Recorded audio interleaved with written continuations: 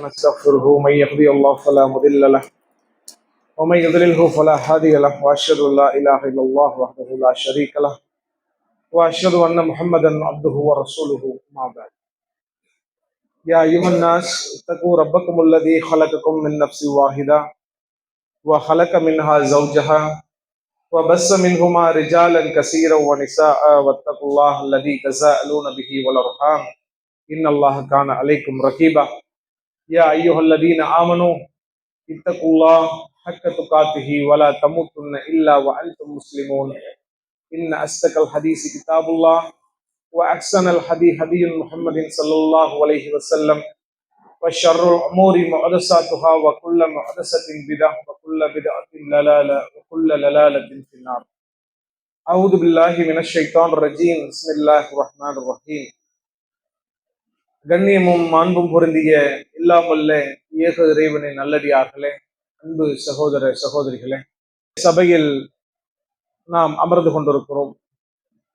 இந்த நேரத்தில் சில முக்கியமான விஷயங்கள் குறித்து, மனித வாழ்க்கையில் ஒவ்வொரு மனிதருக்கும் தேவையான ஒரு செய்தி குறித்து நாம் பார்க்க இருக்கின்றோம். அதுதான் மன அமைதி.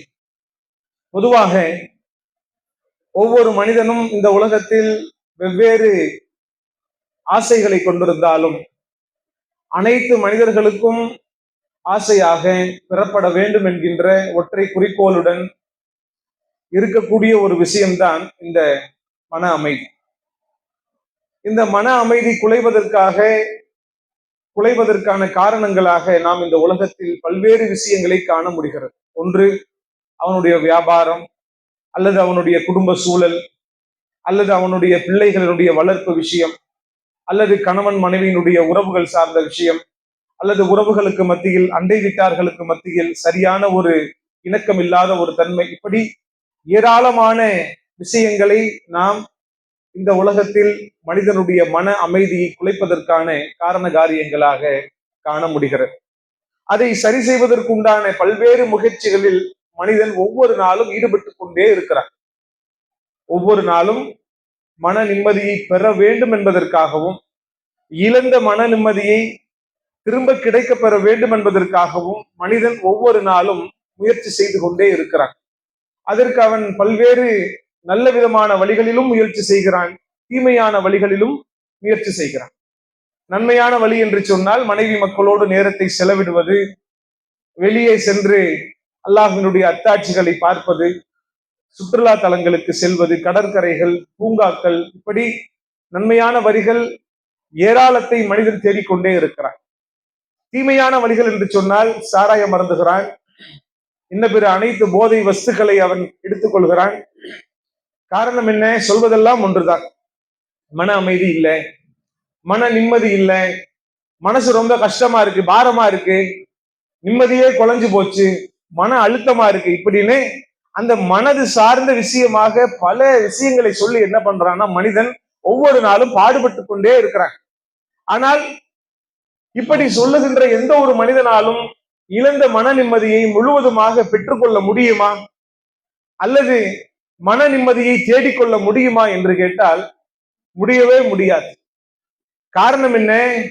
எதில் மன நிம்மதி இருக்கிறது என்பதை முதலில் மனிதன் விளங்கி கொள்ளாமல் இருக்கிறான்.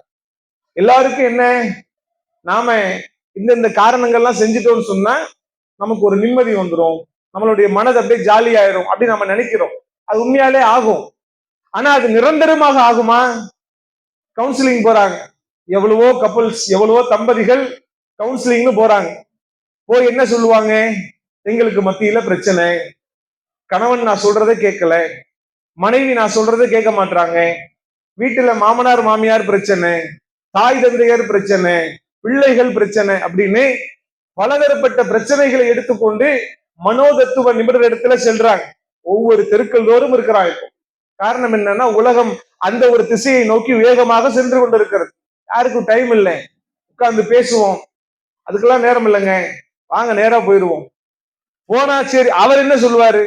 மாத்திரை மருந்து கொடுப்பாரா? இல்ல. உட்கார வச்சு அவர் என்ன சொல்லுவாரு? வீட்டுக்கு வீட்டு வாசப்படி பாய், உங்க வீட்டு பிரச்சனை மாதிரி அவங்க வீட்டுல ஒரு பிரச்சனை இருந்துச்சு, ரெண்டு பேரும் மனசு விட்டு பேசுங்க, வெளியே போங்க, விட்டு கொடுத்து போங்க அப்படின்னு வீட்டில் முந்தைய காலத்திலே பெரியவர்கள் எதை நமக்கு நன்மை என்று சொல்லி கொடுத்தார்களோ அதைத்தான் மருத்துவர்களும் சொல்லுவாங்க. கேட்டுட்டு வந்த உடனே அப்படியே மனசு கொஞ்சம் ராகத்தான மாதிரி ஒரு ஃபீல் வரும். ஒரு வாரம் கூட தாக்கு பிடிக்காது. அப்ப இதுல அவன் எங்கிருந்து அவன் அந்த மன நிம்மதியை மீண்டும் பெற்றுக்கொண்டான்? இல்லை. எவ்வளவுதான் முயற்சி செய்தாலும் எவ்வளவுதான் பாடுபட்டாலும் மன நிம்மதியை ஒரு மனிதனால் தக்க வைத்துக் கொள்ள முடியவில்லை. பெற்றுக்கொள்ள முடிகிறது, அடைய முடிகிறது, ஆனால் அதை தக்க வைத்துக் கொள்ள முடியுமா? இல்லை. ஆனால் 1450 ஆண்டுகளுக்கு முன்பாக நமக்கு அல்லாஹ் ரப்புல் ஆலமீன் அருளிய இந்த அருள்மறை குர்ஆனிலே அல்லாஹ் ரப்புல் ஆலமீன் தெளிவாக ஒரே ஒரு வசனத்தை சொல்லி காட்டுறான். மன நிம்மதி வேண்டுமா? இந்த ஒரே ஒரு வசனம் நமக்கு போதும். என்ன? சூரா நஹ்ல் 16வது அத்தியாயம் 97வது வசனத்துல அல்லாஹ் சொல்லி காட்டுறான். மன் அமில சாலிகன் மின் தக்கரின் அவ் உன்சா வஹும் முஹ்மினுன் வல நுஹியன்னஹு ஹயாத்தன் தய்யிபன் வல நஜ்ஸியன்னஹும் அஜ்ரஹும் ஃபீ அஹ்ஸனி மா கானூ யஅலமூன். ஆணாயினும் பெண்ணாயினும் யார் நம்பிக்கை கொண்டு நல்லறங்கள் செய்கிறார்களோ அவர்களை நாம் இந்த உலகில் தூய மனமிக்க வாழ்க்கையை வாழச் செய்வோம். மேலும் அவர்கள் செய்து கொண்டிருந்தவற்றிற்கு பகரமாக மறுமையில் சிறந்த கூலியை கொடுப்போம். ரெண்டே கண்டிஷன் தான் எல்லாம் போடுறான். இங்க மாதிரி 18 கண்டிஷன் 20 கண்டிஷன்லாம் இல்ல, இரண்டு கண்டிஷன் மட்டும்தான். இந்த ரெண்டை நீ செஞ்சா போதும், உனக்கு இந்த உலகத்தில் தூய மனமிக்க வாழ்க்கையை வாழச் செய்வது என்பது நம் பொறுப்பாக இருக்கிறது. ஒன்று என்ன? நம்பிக்கை கொள்ள வேண்டும். மற்றொன்று நற்காரியங்கள் செய்ய வேண்டும். இங்க எல்லாருக்கும் ஒரு கேள்வி வரும், நான் நம்பிக்கை கொண்டுதானே இருக்கிறேன், நம்பிக்கை கொள்ளவில்லை என்றால் நான் இந்த ஜும்மாவே வந்திருக்க மாட்டானே, நான் இப்ப நோன்பே வச்சிருக்க மாட்டானே, முஸ்லீம் என்று என்னை நான் வெளியே சொல்லிக் கொண்டிருக்க மாட்டேனே, நம்பிக்கை கொள்ளாமல் எப்படி நான் இருப்பேன்? ஆனா இந்த நம்பிக்கை கொள்ளுகின்ற விஷயத்துல நாம் எதை உண்மையான நம்பிக்கை என்று விளங்கி வைத்திருக்கிறோமோ அதுதான் உண்மையான நம்பிக்கையா அப்படிங்கிறத சீர்தூக்கி பார்க்க வேண்டும். நபிகள் நாயகம் ஸல்லல்லாஹு அலைஹி வஸல்லம் சொல்லி காட்டுறாங்க, ஒரு முஃமின் 6 விஷயங்களில் முழுமையான நம்பிக்கை கொள்ளாதவரை அவன் உண்மையான முஸ்லிமாக இருக்க முடியாது. என்ன? ஆமன்து பில்லாஹி வ மலாயிகத்திஹி வ குதுபிஹி வ ருசுலிஹி வல் யௌமில் ஆகிர் வல் கத்ரி ஹைரிஹி வ ஷர்ரிஹி மினல்லாஹி தஆலா. அவன் அல்லாஹ்வை நம்ப வேண்டும், தூதர்களை நம்ப வேண்டும், வேதங்களை நம்ப வேண்டும், மலக்குமார்களை நம்ப வேண்டும், மறுமை நாளை உண்மை என்று நம்ப வேண்டும். அவனுக்கு நேர்கின்ற அனைத்து நன்மை தீமை ஆகியவற்று அல்லாஹ்விடத்திலிருந்து மட்டும்தான் ஏற்படுகிறது அப்படிங்கிறது அவன் முழுமையாக நம்ப வேண்டும். இந்த 6 விஷயங்களை நம்பினால் மாத்திரம்தான் ஒரு மனிதன் உண்மையான முஸ்லீமாக அல்லாஹ்விடத்தில் பார்க்கப்படுகிறான். நான் வெறுமனே அல்லாஹ்வை நம்புவேன், நான் வெறுமனே தூதரை மாத்திரம் நம்புவேன், வேற எதை நம்பிக்கை கொள்ள மாட்டேன்னு சொன்ன நபிகள் நாயகம் ஸல்லல்லாஹு அலைஹி வஸல்லம் அவர்கள் சொன்னதின் அடிப்படையில் ஒரு மனிதன் உண்மையான முஸ்லீமாக நாளை மறுமையில் பார்க்கப்பட மாட்டான். அப்ப இங்க இந்த 5 விஷயங்களில் மனிதர்கள் 100க்கு 200% உண்மையாளர்களாக இருக்கிறாங்க. அல்லாஹுவை நம்பாமல் வேற யார் பாய் நான் நம்ப போறேன்? என் சங்க அறுத்தாலும் நான் கண்டிப்பா அல்லாஹ் தான் போய் நம்புவேன். மரணம் வரைக்கும் ஏக இறைவன் ஒருவன் தான் என்று சொல்லுவேன். என் தூதரை என் உயிருக்கு மேலாக நான் நேசிப்பேன். வேதங்களை நம்பாமல் எப்படி இருப்பேன்? மலக்குமார்களை எல்லா நிலையிலும் நான் ஏற்றுக்கொள்வேன். நாளை மறுமை என்பது உண்டு அப்படிங்கறத நான் உறுதியா நம்புறேன் அப்படின்னு 5 விஷயங்கள்ல அவ்வளவு ஸ்ட்ராங்கா இருப்பான். ஆனா இந்த 6வது விஷயம் இருக்குல்ல, கதிர் விதி என்கின்ற விஷயத்தில் அவனுக்கு எவையெல்லாம் நன்மையாக நடந்து முடிகிறதோ அல்லது நடந்து கொண்டிருக்கிறதோ அதுல அவன் உண்மைன்னு நம்புவான். எவை அவனுக்கு லேசான தீமையாகவோ சிரமமாகவோ அழுத்தமாகவோ கஷ்டமாகவோ முடிகிறதோ அதை அவன் ஏற்றுக்கொள்ள மாட்டான். புரிந்து கொள்வதற்கு, ஒரு மனிதனுக்கு அல்லாஹ் ரப்புல் ஆலமீன் 2 பிள்ளையை கொடுத்திருக்கான், 3வது ஒரு பிள்ளை. உடனே என்ன சொல்லுவான்? அல்ஹம்துலில்லாஹ், என் இறைவன் எனக்கு அருள் செய்து விட்டான். ஏற்கனவே இருக்கிறதுக்கு ஒரு நல்ல வீடு இருக்கு, இன்னொரு வீடோ அல்லது ஒரு நிலமோ வாங்கக்கூடிய ஒரு சக்தி அல்லாஹ் ரப்புல் ஆலமீன் வழங்குகிறான். அவன் அல்லாஹ்வை புகழ்வான். அல்ஹம்துலில்லாஹ், 2 கடையில வருமானம் வந்துகிட்டு இருக்கு, இன்னொரு 2 கடை அல்லாஹ் ரப்புல் ஆலமீன் நாடுகிறான். அல்ஹம்துலில்லாஹ், அல்லாஹ் ரப்புல் ஆலமீன் எனக்கு கொடுக்கிறான், இது என் இறைவனிடமிருந்து வருகிறதப்பான்னு சொல்லுவான். அதே கொடுத்த பிள்ளையிலிருந்து கொடுத்த ஒரு வீட்டில இருந்து, அந்த கொடுத்த ஒரு வியாபார ஸ்தலத்திலிருந்து ஒன்னை அவன் லேசாக சேதப்படுத்தினால் அல்லது அவன் அதை எடுத்துக்கொண்டால், அல்லாஹ்வுக்கு கண் இல்லையா? அல்லாஹ்வுக்கு உள்ளமே இல்லையா? அவன் எனக்கு நன்மையை நாடவே மாட்டானா? இவ்வளவு நாள் கொடுத்துக்கிட்டு இருந்தானே, இப்ப எடுத்துட்டானே, அல்லாஹ் ஒருத்தன் இல்லவே இல்லை அப்படின்னு சொல்லி மார்க்கத்தை விட்டு வெளியேறக்கூடிய வகையில் அவனுடைய உள்ளம் செல்லுகின்றது சொன்னா, அப்ப நன்மை ஏற்படும் பொழுது இது என் இறைவனின் புறத்திலிருந்துதான் எனக்கு வருகிறது என்று ஏற்றுக்கொண்ட அந்த உள்ளம் லேசாக சோதிக்கப்படும் பொழுது, சிரமம் கொடுக்கப்படும் பொழுது அதை ஏற்றுக்கொள்வதற்கு ஏன் மனம் மறுக்கிறது? காரணம், விதியை முழுமையாக நம்பாததின் விளைவுதான். இங்கே நமக்கு அல்லாஹ் ரப்பல் ஆலமீன் கூடுதலாக ஒரு விஷயத்தை சொல்லி காட்டுறான். சூரா ஹதீத் இரும்புங்கிற அத்தியாயத்துல 57வது அத்தியாயம் 22வது மற்றும் 23வது வசனத்தை அல்லாஹ் நமக்கு சொல்லி காட்டுறான். மா அசாபபின் முசீபத்தின் ஃபில் அருளி வலா ஃபி அன்ஃபுசிக்கும் இல்லா ஃபி கிதாபின் மின் கப்லி அன் நப்ரஹா இன்ன தாலிக அலல்லாஹு யசீர். பூமியிலோ அல்லது உங்களிலோ சம்பவிக்கின்ற எந்த ஒரு சம்பவமாக இருந்தாலும் அதை உண்டாக்குவதற்கு முன்பாக நாம் லவ்ஃபுல் மவ்ஃபுல் ஏட்டில் பதியாமல் இல்லை. அப்ப அல்லாஹ் ரப்பல் ஆலமீன் என்ன சொல்றான்? உங்களில் சம்பவிக்கின்ற எல்லா சம்பவங்களும், காலையில எந்திரிச்சதுல இருந்து என்னென்ன விஷயங்கள்லாம் நடந்திருக்கோ, இனி என்னவெல்லாம் இன்றைக்கு நடக்க போகிறதோ, வரும் நாட்களில், வரும் வாரங்களில், வரும் ஆண்டுகளில், யுக முடிவு நாள் வரைக்கும் அனைத்தும் நம்மளுடைய ஏடுகளில் இல்லாமல் இல்லை. அப்ப இங்க ஒரு முஸ்லிம் தன்னுடைய மனதை அமைதிப்படுத்திக் கொள்வதற்கு இந்த ஒரு வசனம் போதாதா? அல்லாஹ் ரப்பல் ஆலமீன் எதை நாடி இருக்கிறானோ, எப்படி இந்த உலகம் செல்ல வேண்டும் என்று அவன் விரும்பி இருக்கிறானோ, எப்படி என்னுடைய வாழ்க்கை ஒவ்வொரு நாளும் கழிய வேண்டும் என்று அவன் எண்ணி இருக்கிறானோ, அதை நோக்கித்தான் நான் நகர்ந்து கொண்டிருக்கிறேன். இன்னைக்கு எனக்கு ஒரு நன்மை நடக்கிறதா, அது அவனுடைய ஏடுகளில் இருக்கிறது. இன்னைக்கு நான் சோதிக்கப்படுகிறேனா, இன்னைக்கு வியாபாரத்துல நமக்கு நஷ்டமா, இன்னைக்கு நான் கீழே விழுந்து அடி வாங்கிட்டேனா, அல்லது வேறு ஏதேனும் மனம் வலிக்கின்ற சம்பவமா, அல்லாஹ் ரப்பல் ஆலமீன் நாடி அவனுடைய ஏடுகளில் இருக்கின்ற அந்த விஷயம்தான் என்னை சுற்றி நடந்து கொண்டிருக்கிறது அப்படிங்கிறத உறுதியா நம்பினானா, எதுவுமே நம்ம கையில இல்லையேங்க. அல்லாஹ் எப்படி இந்த உலகத்தை படைத்து நகர வேண்டும், சுழல வேண்டும் என்று நாடி இருக்கிறானோ, அது போன்றுதானே இந்த ஒட்டுமொத்த உலகமும் இயங்கிக் கொண்டிருக்கிறது. அதில் நான் மாத்திரம் விதிவிலக்கா அப்படிங்கிறத ஒரு மனுஷன் உளப்பூர்வமாக ஏற்றுக்கொண்டால் மன கஷ்டம் வருமா? பொதுவா இந்த மன கஷ்டம் எங்க இருந்து வரும்? எது ஒன்றையும் இது நான் செய்து விட்டேன், நன்மையாக இருந்தாலும் அது என்னுடைய ஆற்றல், என்னுடைய அறிவு, என்னுடைய உழைப்பு, என்னுடைய சிந்தனை, என்னுடைய எல்லாமே நான் தான் பண்ணேன் அப்படிங்கிறத ஒரு மனுஷன் முழுமையாக நம்பினான் என்று சொன்னால், சந்தோஷம் வந்தா ஒரேண்ட குதிப்பா, நான் தாங்க எல்லாம், நான் இல்லைன்னா அந்த காரியம் நடைபெறவே விட்டுருக்காது அப்படின்னு துள்ளி குதிப்பான். சிரமம்னு வந்துருச்சுன்னு சொன்னா, ஒரு இழப்புன்னு வந்துருச்சுன்னு சொன்னா, நான் தாங்க மிஸ் பண்ணிட்டேன், நான் இதை சரியா கவனிச்சிருக்கணும், இதை நான் தூக்கி பிடிச்சிருக்கணும், இதை நான் அப்படி பண்ணிருக்கணும், இப்படி பண்ணிருக்கணும் சொல்லி தன்னை அவன் குற்றவாளியாக பாவிப்பான். இங்கே அவனுக்கு மனது எந்த அளவிற்கு மகிழ்ச்சி ஏற்படும் பொழுது துள்ளி குதித்தானோ, அதே நிலையில் அவனுக்கு கவலை ஏற்படும் பொழுது வருந்தி சாவான்.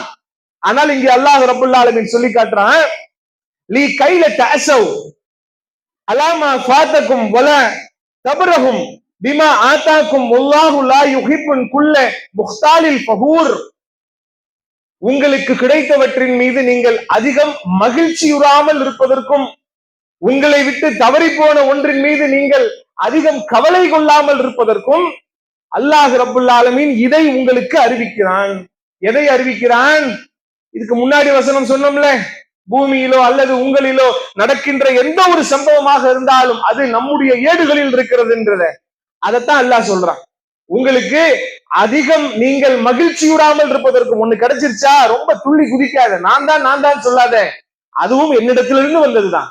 உனக்கு ஒண்ணு இழப்பாயிருச்சா, உனக்கு ஏதோ ஒரு கஷ்டமா, நீ ரொம்ப வருந்தி போயிடாத, அதுவும் என்னிடத்திலிருந்து வருகின்ற விஷயம்தான்.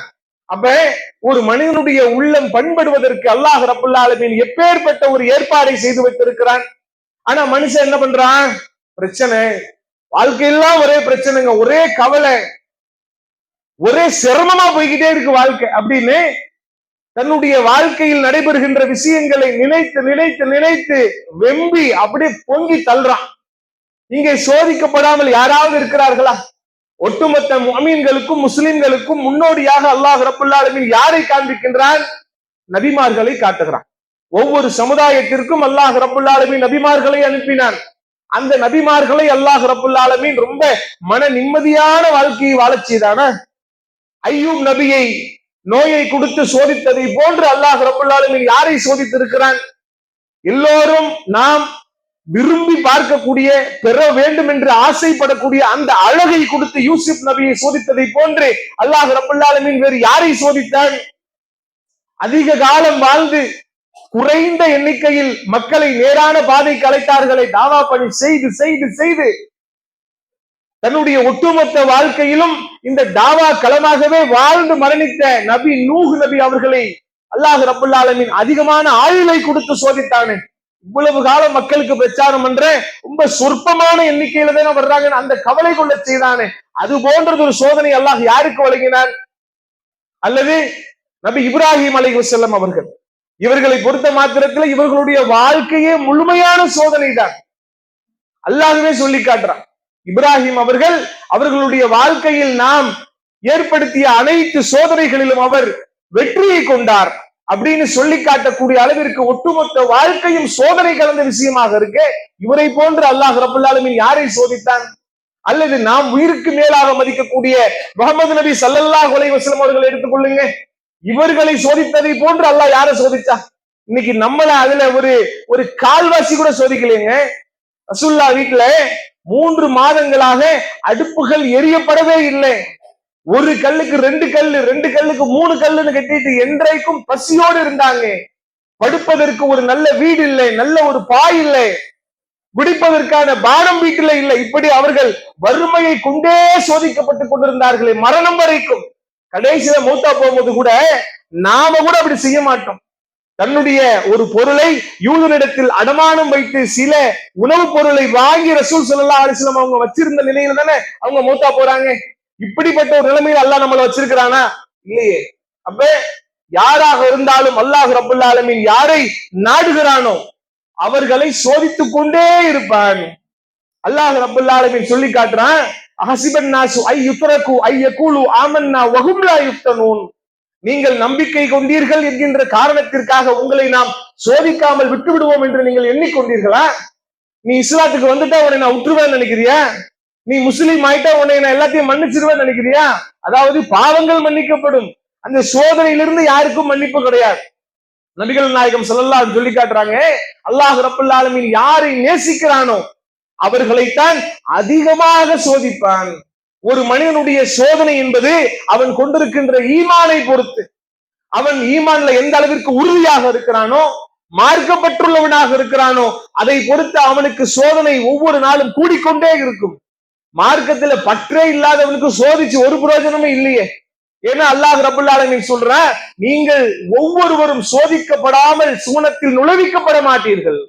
அப்ப இந்த உலகம் என்பது சோதனையாகத்தான் இருக்கும் என்பதை அல்லாஹ் ரப்பல் ஆலமீன் சொல்லி காட்டுறான். பிறந்ததிலிருந்து இறப்பு வரைக்கும் அனைத்து விஷயங்களிலும் சோதனை. வாழ்க்கையில சோதனை, மனைவியில சோதனை, கணவன்ல சோதனை, பிள்ளைகள்ல சோதனை, உறவுகள்ல சோதனை, வியாபாரத்துல சோதனை, ஒட்டுமொத்த பொருளாதாரத்தில் சோதனை, நோயை கொடுத்து சோதனை, மன நிம்மதியில சோதனை. இப்படி அல்லாஹ் சோதித்துக் கொண்டே இருப்பான். எதுவரைக்கும்? மரணம் வரைக்கும் அல்லாஹ் ரப்பல் ஆலமீன் சோதிப்பான். லா யுகல்லிஃபுல்லாஹு நஃப்ஸன் இல்லா உஸ்ஸஹா. எந்த ஒரு ஆத்மாவையும் அதனுடைய சக்திக்கு மீறி சோதிக்க மாட்டோம் அல்லாஹ் ரப்பல் ஆலமீன் சொல்லி காட்டுறான்ல. அப்ப சக்திக்குட்பட்டு மரணம் வரைக்கும் சோதித்துக் கொண்டே இருப்பான். மரணத்திற்கு பிற்பாடு சோதனை என்பது இல்லை. ஆனால் எவர்கள் இந்த உலகமே கதி என்று தங்களுடைய வாழ்க்கையை அமைத்துக் கொண்டார்களோ, இந்த உலக இன்பங்களில் மூழ்கி திளைத்தவர்களாக ஒவ்வொரு நாளும் வாழ்க்கையை கழிக்கிறார்களோ, இந்த உலகம் மகிழ்ச்சியாக இருக்கும். அவர்களுடைய மரணம் நெருங்குகின்ற அந்த சமயத்திலிருந்து அவர்களுக்கான சோதனை ஆரம்பிக்கும். அப்ப யாரை அல்லாஹ் ரப்பல் ஆலமீன் நேசிக்கிறானோ அவர்களைத்தான் அல்லாஹ் ரப்பல் ஆலமீன் சோதிப்பான். நபிகள் நாயகம் ஸல்லல்லாஹு அலைஹி வஸல்லம் மீண்டும் ஒரு முறை சொல்லி காட்டுறாங்க, சோதனை என்பது ஒரு மனிதனுக்கு எப்படி வரும் தெரியுமா? எவன் ஒருவன் இந்த இஸ்லாத்தை ஏற்றுக்கொண்டு தன்னை ஒரு முஸ்லீம் என்று அடையாளப்படுத்துகிறானோ அவனுக்கு பள்ளத்தை நோக்கி பாய்கின்ற வெள்ளத்தை போன்று அவனுடைய வாழ்க்கையில் சோதனை வரும். எப்படிப்பட்ட ஒரு அழகான எடுத்துக்காட்டு பாத்தீங்களா? பள்ளத்தை நோக்கி ஒரு வெள்ளம் பாயுதுன்னா ரொம்ப லேசா பாயுமா, இல்ல ரொம்ப அப்படியே டைம் எடுத்து வருமா? ஊத்து மாதிரி பொங்கி அப்படியே லேசா ஓடுமா?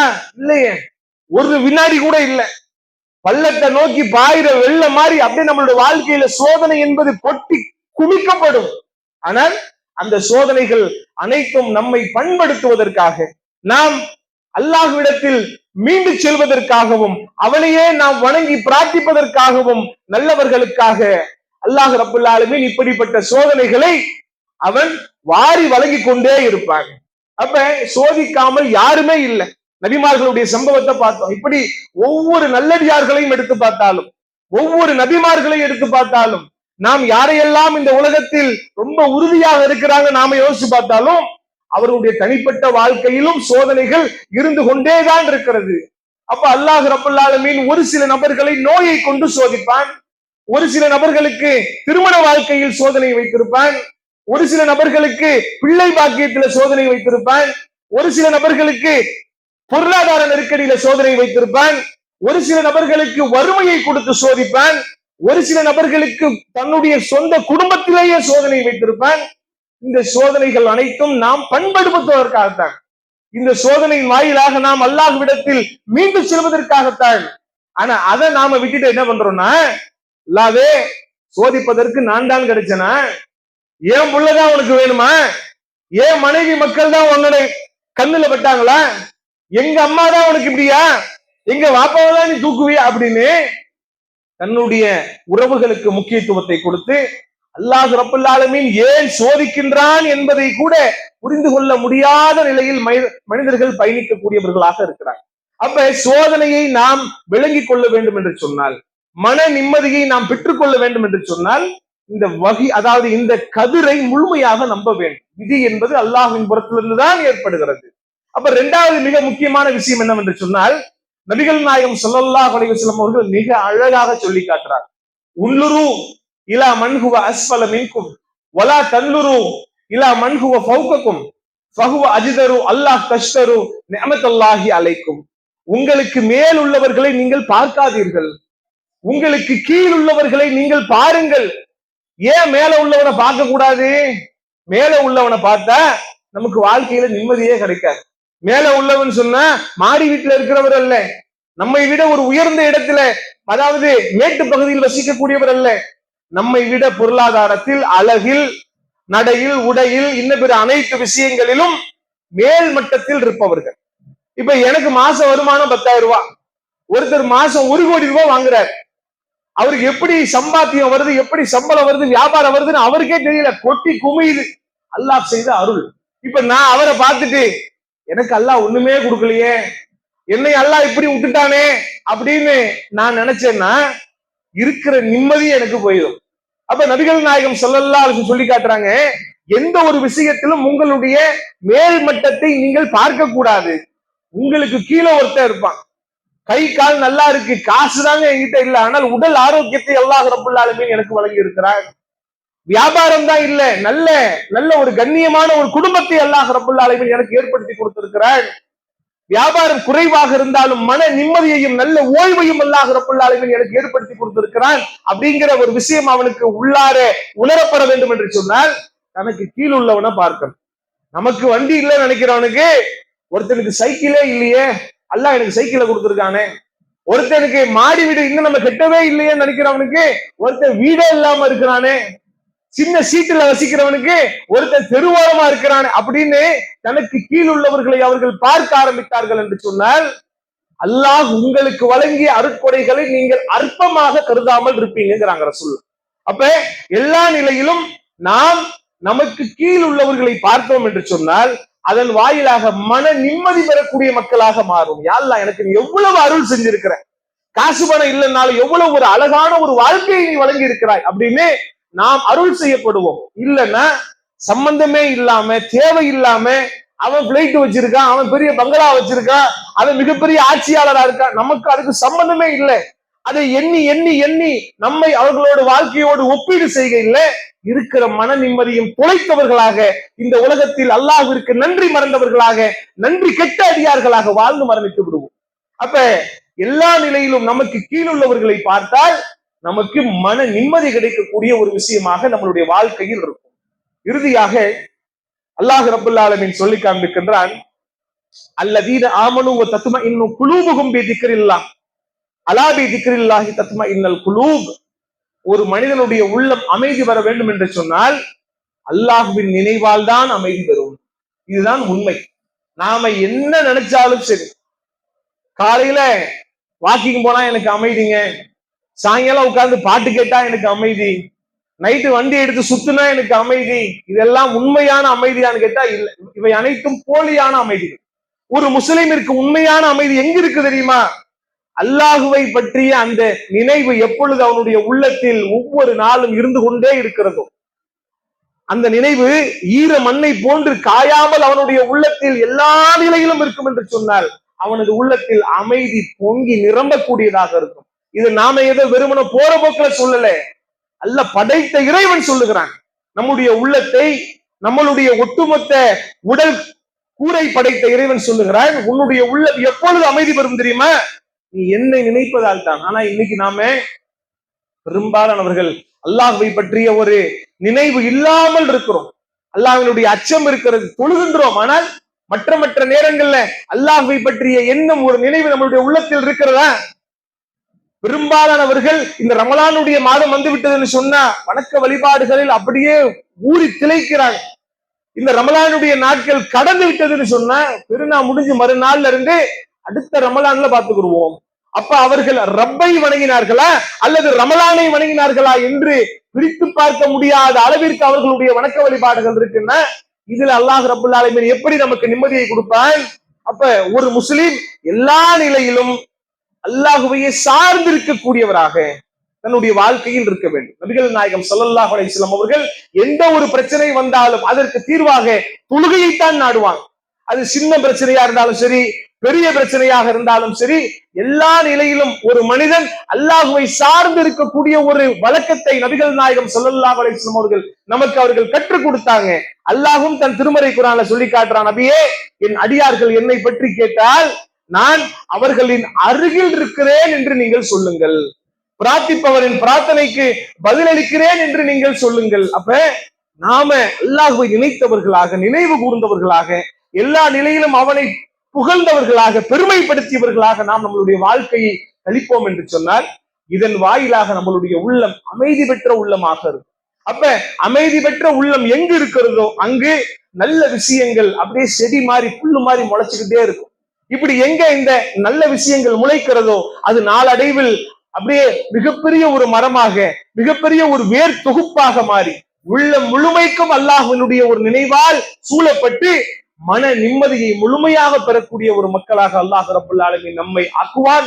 அப்படிப்பட்ட நற்பாக்கியத்தை ஒவ்வொரு மனிதர்களுக்கும் அல்லாஹ் வழங்க வேண்டும் என்கின்ற பிரார்த்தனையை முன்வைத்து என்னுடைய முதல் உரையை நிறைவு செய்கிறேன்.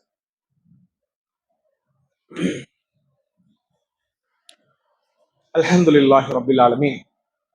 கண்ணியத்திற்குரியவர்களே, மன நிம்மதி என்பது ஒரு மனிதனுக்கு எந்த அளவிற்கு தேவையான ஒன்றாக இருக்கிறது, அதை இலகுவாக பெற்றுக்கொள்வதற்கு நம்முடைய இஸ்லாமிய மார்க்கம் எப்படி நமக்கு வழிகாட்டுகிறது என்பதை முதல் உரையில் நாம் பார்ப்போம்.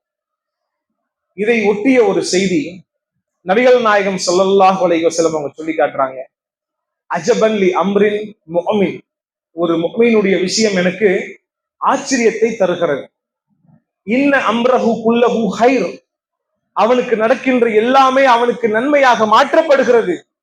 வலைஸ தாலிக இல்லா லில் முஃமின், இது முஃமின் அல்லாத வேறு யாருக்கும் இந்த வாய்ப்பு வழங்கப்படவில்லை. மூன்றையும் சேர்த்து சொல்றான். ஒரு முஸ்லிமுடைய விஷயம் எனக்கு ஆச்சரியத்தை தருகிறது, அவனுக்கு நடக்கின்ற எல்லாமே அவனுக்கு நன்மையாக மாற்றப்படுகிறது, இது முஸ்லிம் அல்லாத வேறு யாருக்கும் இந்த வாய்ப்பு வழங்கப்படவில்லை.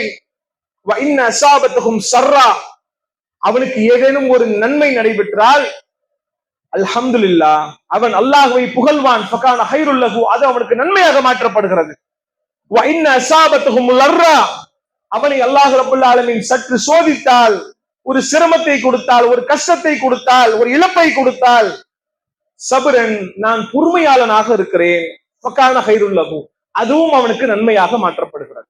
அப்ப ஒரு முஸ்லிமிற்கு எந்த ஒரு நன்மை நடந்தாலும், எந்த ஒரு தீமை நடந்தாலும் அல்லாஹுவை அவன் சார்ந்திருப்பான் என்று சொன்னால் அவை அனைத்தும் அவனுக்கு நன்மையாக மாற்றப்படுகிறது என்று சொன்னால் நாளை ஒவ்வொரு மனிதனும் தனக்கு நன்மை ஏதும் இருக்காதா அப்படின்னு எண்ணி பார்க்கக்கூடிய அந்த நாளில் மகத்தான நன்மையை நாம் பெற வேண்டும் என்று சொன்னால் நாம் நம்மளுடைய வாழ்க்கை நடைபெறுகின்ற எல்லா நன்மையான விஷயத்திற்கும் அல்லாஹ்வை புகழக்கூடியவர்களாகவும் எல்லா சோதனைகளிலும் பொறுமையாளனாக இருப்பதற்கு கற்றுக்கொள்ளக்கூடியவர்களாகவும் நம்மளுடைய வாழ்க்கையை நாம் நகர்த்துவோம் என்று சொன்னால் படைத்த இறைவன் நம் அனைவருக்கும் மன நிம்மதியை அளப்பிரியமாக வாரி கொடுப்பான் என்பதில் எந்த சந்தேகமும் இல்லை இன்ஷா அல்லாஹ். அப்படிப்பட்ட நன்மக்களாக அல்லாஹ் ரப்புல் ஆலமீன் நம் அனைவரையும் வாழச் செய்து நல்லதொரு மரணத்தை வழங்குவானாக என்று கூறி என்னுடைய உரைக்கு திரடுகிறேன். வாஹ்ரதாவான் அல்ஹம்துலில்லாஹி ரப்பில் ஆலமீன். அஸ்ஸலாமு அலைக்கும்.